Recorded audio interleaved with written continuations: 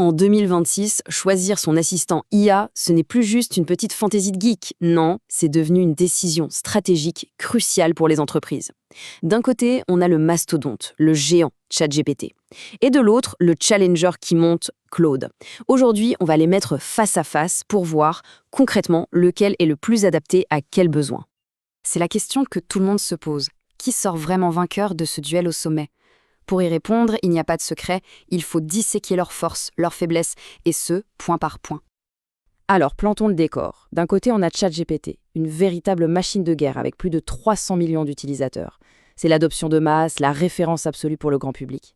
Et de l'autre, Claude, plus discret, mais qui a su séduire la communauté des développeurs, avec un taux de satisfaction juste incroyable, de 92%. On a donc la popularité face à l'approbation des experts. Le match s'annonce passionnant. Et cette citation de Jérôme Henry, elle résume parfaitement le combat d'aujourd'hui.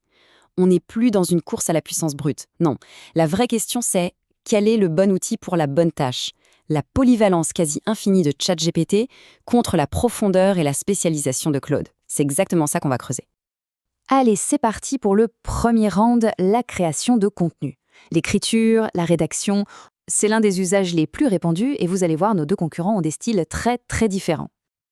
Alors là, quand il s'agit d'écrire, il faut être honnête. Claude a une longueur d'avance.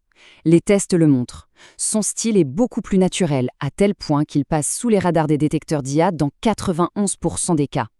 Il respecte aussi beaucoup mieux le ton d'une marque. Son secret, c'est ce qu'on appelle l'IA constitutionnelle, un ensemble de principes qui lui permettent de générer une prose bien plus fluide, bien plus humaine. Mais attention, ChatGPT n'a pas dit son dernier mot. Si Claude est un marathonien de l'écriture, ChatGPT est un sprinter. Sa force, c'est la vitesse, le volume, la créativité brute. Besoin de 50 idées de titres en moins de 2 minutes, c'est lui le champion incontesté du brainstorming à grande vitesse. On change complètement de terrain. Deuxième ronde, le développement, le code. Un domaine ultra technique où la moindre erreur peut coûter cher et où les deux IA ont été poussés dans leur retranchement. Et là, les chiffres sont sans appel. Claude 4.5 Opus prend l'avantage sur plusieurs points cruciaux. Pour résoudre des bugs complexes, il est meilleur. Pour analyser de très grosses bases de code, il voit plus loin. Et pour la qualité de la restructuration du code, il est aussi devant. C'est une avance nette. Si on zoome sur la résolution de bugs, le test le plus difficile, l'écart est vraiment parlant. Un avantage de plus de 9 points pour Claude, ce n'est pas rien. Concrètement, ça veut dire une meilleure capacité à comprendre et à corriger des problèmes subtils dans des projets réels. Mais alors, faut-il abandonner ChatGPT pour coder ? Surtout pas. Il reste un allié de choix. Pour créer un prototype rapidement, pour écrire des petits scripts, sa vitesse est imbattable. Et surtout, son intégration parfaite dans l'écosystème de développement, notamment avec GitHub Copilot, en fait un outil de productivité absolument redoutable au quotidien.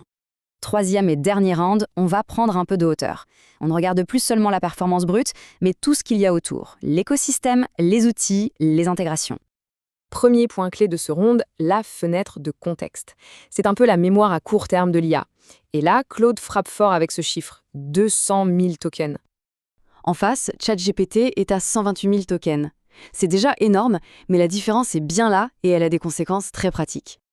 Alors, 200 000 tokens, concrètement, qu'est-ce que ça change ? Eh bien, ça veut dire que Claude peut lire et analyser un livre de plus de 300 pages en une seule fois, sans rien oublier. GPT Chat, lui, peut gérer un gros rapport de 200 pages, donc pour l'analyse de documents très très longs, l'avantage de Claude est indiscutable. Mais c'est là que ChatGPT sort l'artillerie lourde et prend sa revanche. Son écosystème est tout simplement incomparable. Générer des images avec DALL-E 3, des vidéos avec Sora, avoir des conversations vocales ultra réalistes, et surtout accéder à une boutique de plus de 3 millions de GPT personnalisés et plus de 500 intégrations. Ce n'est plus un outil, c'est un véritable couteau suisse numérique. Bon, après ces 3 rondes, on a une image assez claire des forces en présence. Il est temps de répondre à la grande question, lequel choisir ? Mais vous l'avez compris, il n'y a pas une seule bonne réponse. Le choix dépend de qui on est et de ce qu'on veut faire. Prenons le premier cas. Les créateurs de contenu, les pros du marketing. Leurs besoins sont bien spécifiques.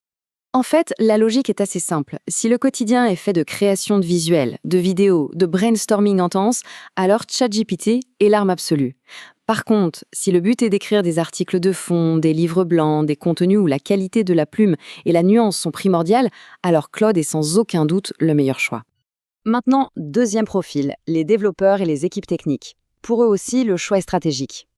On retrouve la même logique. Pour l'agilité, le prototypage rapide, surtout avec des frameworks populaires, ChatGPT est un allié de poids.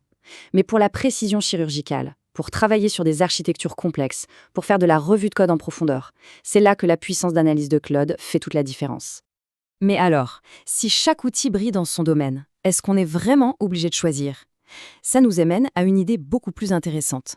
Et si la meilleure stratégie, ce n'était pas de choisir, mais de combiner les deux ? Et ce n'est pas juste une belle idée, c'est quantifiable. Regardez ce chiffre. Pour une petite entreprise de 10 personnes, utiliser le bon outil pour la bonne tâche, c'est-à-dire une stratégie hybride, peut générer un retour sur investissement supplémentaire de 1 800 € par mois. L'investissement dans les 2 abonnements est non seulement rentabilisé, mais il génère un profit significatif. Tout ça nous force à revoir notre question de départ. On a peut-être cherché un vainqueur unique, alors que le combat n'était pas le bon. Et voilà, on arrive à la conclusion la plus importante. La vraie question, ce n'est pas de savoir qui gagne entre ChatGPT et Claude. La vraie question, c'est comment on se construit une équipe d'IA qui gagne. En 2026, la stratégie la plus maligne, ce n'est pas de miser sur un seul champion, mais de combiner les forces des deux pour créer une synergie. Il faut les voir non pas comme des adversaires, mais comme 2 experts aux talents complémentaires, prêts à travailler ensemble.